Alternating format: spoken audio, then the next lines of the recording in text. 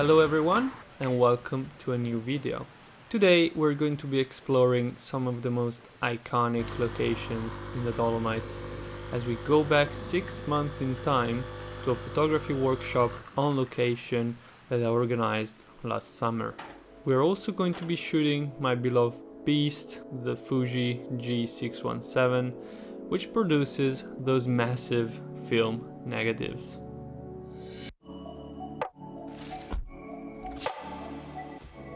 I was asked by two photographers to organize a landscape photography trip in the Dolomites and to use my local knowledge to show them the best location in the best lighting conditions.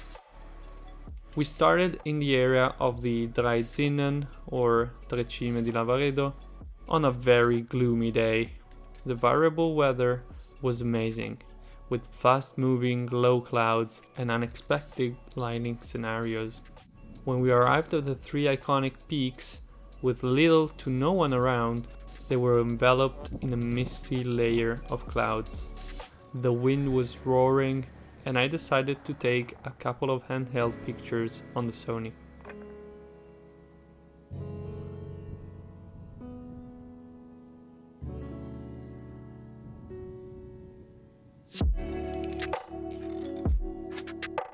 We spent quite some time photographing the surrounding, including some delicate flowers growing between the rocks.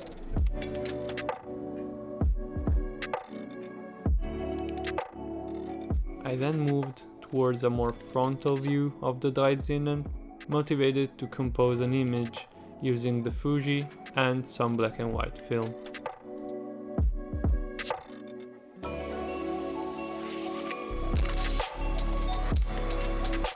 So the scene is absolutely amazing.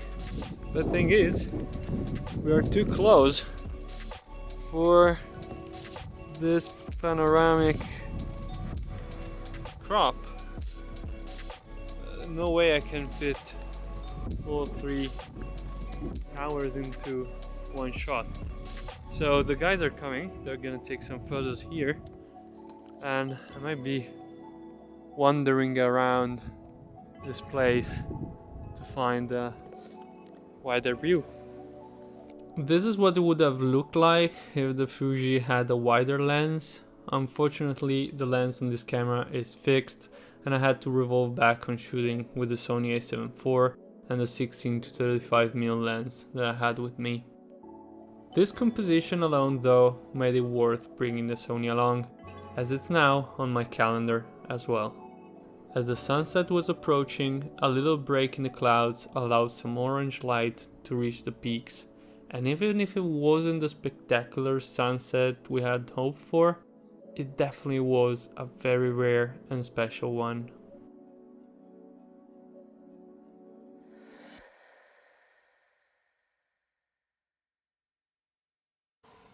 Hello everyone, and welcome back to the day 2 of our Dolomites tour. So today we are in Cinque Terre, which is another very famous spot, and a lot of people come here, also like non-mountain people come here, but the views are amazing. I'm waiting for the two guys to arrive and then we're gonna go up and start shooting. We reached the location in the morning and I showed the guys where to get some interesting foreground in their shot.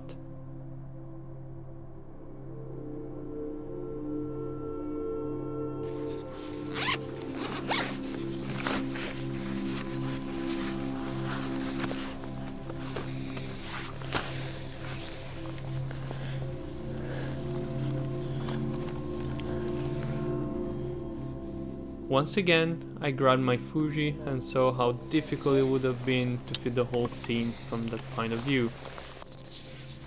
So I've just moved away from the guys shooting and I do want to find some good composition for the Fuji, but it's incredibly crowded.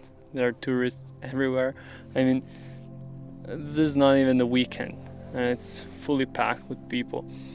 Which I understand. I mean, this place is absolutely amazing, but of course using such an expensive camera to take a photo, then we'll need a lot of time, like just brushing out the people from the photo doesn't make a lot of sense.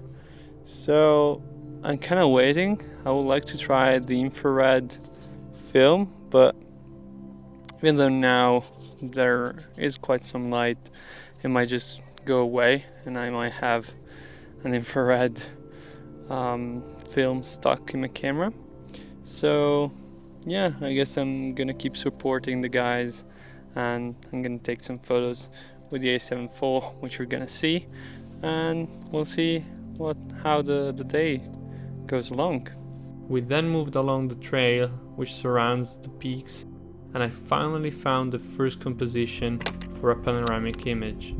I loaded some Ilford HP5 Plus and metered the scene with my phone.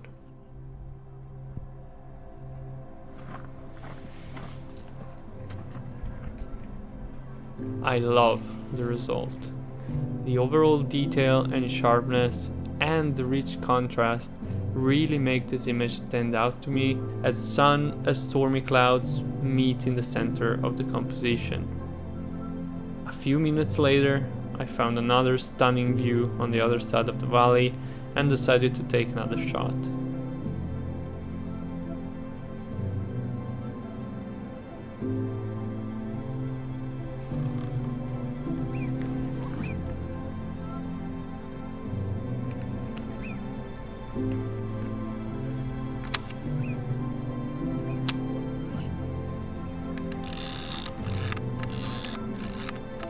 I took two, but this is my favorite.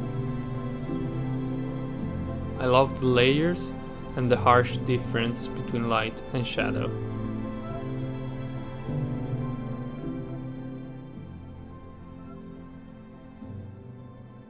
The next day we moved to Saiseralb. We hiked in the dark and got to the main vantage point on this stunning location. Once again, we were met with a very cloud sky, but I was confident in a break at sunrise. I loaded some Portra 160 and I decided to shoot when the diffused sunlight hit the clouds above the mountains in the background.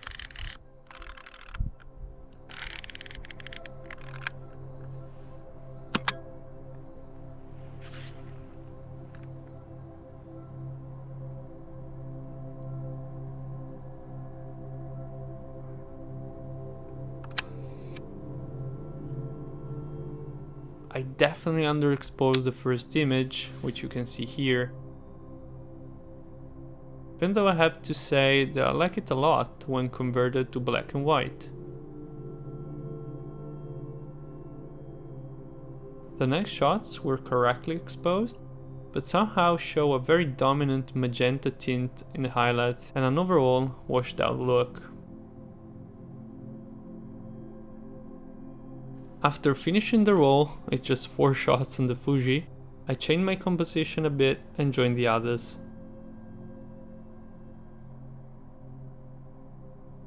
I loaded some Portra 400, hoping for the sun to appear above the clouds.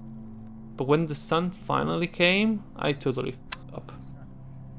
You see, this camera doesn't have a lens hood, also because of how wide the lens is, and I just forgot to shelter the lens from the direct sunlight coming from the left. I shot the entire roll and ended up with huge flares ruining the images.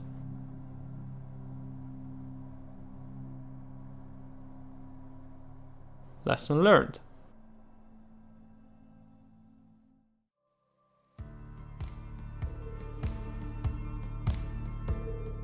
On the last day of their stay, we visited Vilnos with the intention of photographing a nice sunset there. I loaded some Kodak Gold and prepared my composition. You know the drill. Clouds, variable lighting, amazing views. I wanted to shoot in quite sunny conditions and went through the roll quite quickly.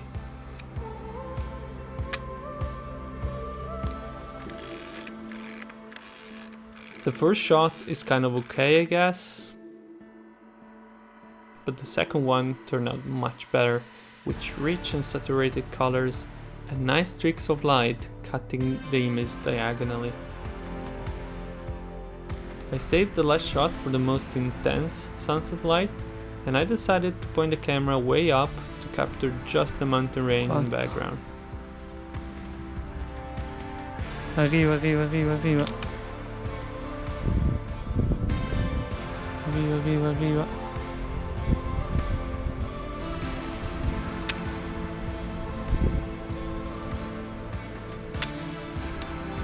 Wow,